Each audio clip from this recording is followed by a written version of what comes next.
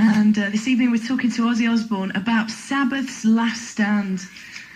Ozzy, why did you decide that it was time to terminate Sabbath's existence officially? What made you think it was actually necessary at this point? Well, it's kind of run its course. When we first got back together eventually, because it wasn't the first time we tried to get back together, we've tried over several years, both the span got in the works, and it never came off, and so we got back together, and we decided, people were saying, oh, we're going to get a new album out of it, and whatever, and we all decided that we could do an album, no problem, but would it be up to par with the old classic albums, you know? I mean, would it be a different... Because we've all gone different ways since we left, and we've all matured so much. I mean, I've got a solo career, Tony's got a solo career, Bill and Geezer have too.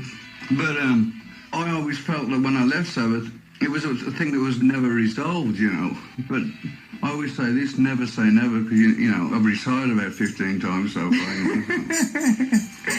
I mean, do you think this is something that you're incredibly emotional about, or does it really feel like driving a stake through the heart of that hoary old beast once and for all? To be honest with you, I haven't really given it much thought about it. I mean, I don't make these decisions so much as the organisation does, you know. I mean, if Tony and Bill and Geezer one day phone me up and say, do you want to do a gig? I know I felt like doing it. I'd do one, you know. I mean, we're not making it final because we hate each other, and it's not a financial thing. I wouldn't like to see dragged down to the gutters again, you know, people go, oh, it was bare back. It's like, it's been an exciting reunion, and why not end it on an up note instead of dragging it through the thing, you know? The one thing I'm really happy about is that we're all friends again, and that we're all alive, you know, because we did meddle with various chemicals and alcohol for many years, and I mean, going back a bit, when we first made the first album, I was just proud that I made an album, and here we are 30 odd years later, and we're still in demand. That's a real weird thing for me to grasp. For instance, when I was a kid, if my father had said to me, you got to see Al Jolson or somewhere what he likes, and I'd have gone, you must be mad. But we're getting kids and kids from kids of kids, you know. It's like the audience doesn't consist of our age group, it's young as 12, you know. How does that make you feel when you look out at the audience and see those kids? You know, I mean, do you think, Christ, I'm such a geriatric these days? I mean, I go on that stage, and the audience, as long as they're going crazy, it makes me feel happy, you know. I mean, I'm not one to sort of lay back on stage. Sometimes I've got a physical injury or something I can't perform, but most of the time I give it my all, and the audience is what I go to see, you know. And if they're not jumping on the seats, I'm not happy, you know. So, do you think, you were talking about your first recordings, when you look back, you're really proud of Sabbath's legacy? Because it is quite astounding, really, in terms of, you know, how influential those records have been. I mean, to be honest with you, the first time I was ever really struck by the effect that Sabbath had on people was when I was touring in the 80s, when Metallica were opening up for me in my solo career. And I'd go past their bus and I'd be playing old Black Sabbath things, and I thought they were taking the piss, you know. Really? I was clueless. I was in my own little world, so I'd kind of abandoned Black Sabbath. I was more concerned with my own career, you know.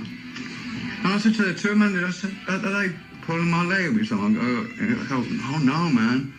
Far from it, they think you're gods, you know. And I go, and that was the real first time I can remember, you know, but then it kind of became everybody.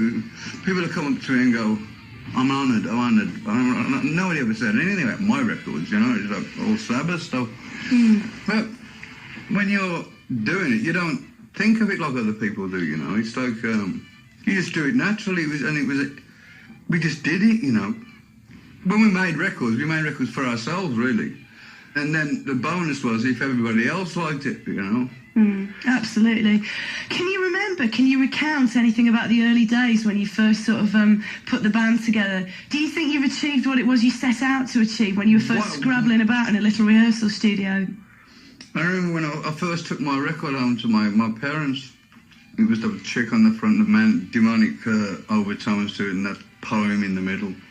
And I played the record on the turnstile, and they all gathered around listening, waiting to hear like old pub songs come out of the record, and the bells and the rain started. And I remember my father turned around to me and said, "Son," he said, "I've got one question to ask you." I said, "What's that, Dad?" He said, "Are you sure you're just drinking alcohol?"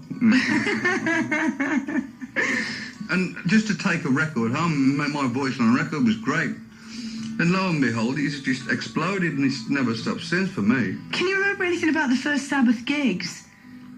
When you first played together? We used to... Because Tony used to have a band called Mythology and he used to do a lot of work in Cumbria. And we used to do a lot of gigs from his old agents. And we used to do... A guy called Jim Simpson, a Birmingham management guy, was managing us. We used to play like jazz blues, kind of like 12-bar blues. We used to just...